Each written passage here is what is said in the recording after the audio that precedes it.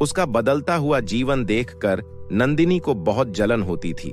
वह मन में सोचती है, अरे इस गरीब की तो किस्मत ही बदल गई, पता नहीं कौन सी लॉटरी लग गई इसकी। नंदिनी हमेशा इसी ताक में रहती थी कि सपना क्या करती है।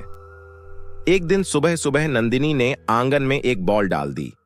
उसके बाद बॉल लेने के बहाने वो उसके आंगन में चली गई। वहां उसने देखा कि सपना पेड़ के नीचे से आम उठा रही है। अरे सपना बहन, ये तो आम के फल है ना, कुछ हमें भी दे दो खाने के लिए, मैं भी तो खाकर देखूं कैसा है। सपना ने चुपचाप उसे आम दे दिया। जब नंदिनी ने आम काटा तो वह साधारण आम था। अरे ये तो साधारण आम है, साधारण आम बेचकर कोई कैसे इतना अमीर बन सकता है? नंदिनी सोचती रही। नहीं, ऐसा नहीं हो सकता, जरूर कुछ और राज है। उसके बाद नंदिनी रोज सुबह सुबह सपना के आंगन में झांकती रहती थी। एक दिन उसने सपना को आम से सोना निकालते हुए देख लिया। उसी रात को वह चुपके से सपना के आंगन में चली गई।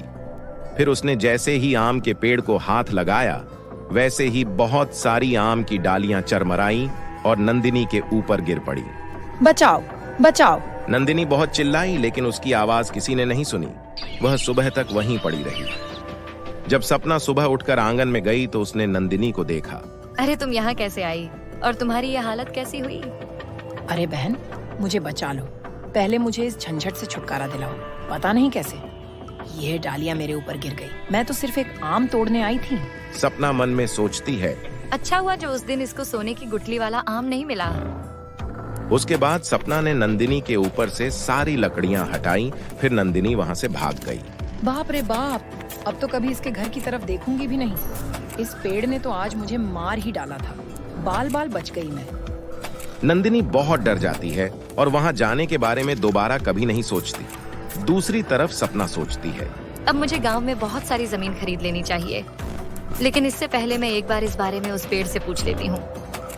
फिर सपना पैदल ही जंगल में उस पेड़ के पास चली गई और बोली, आपने तो मेरी जिंदगी ही बदल दी।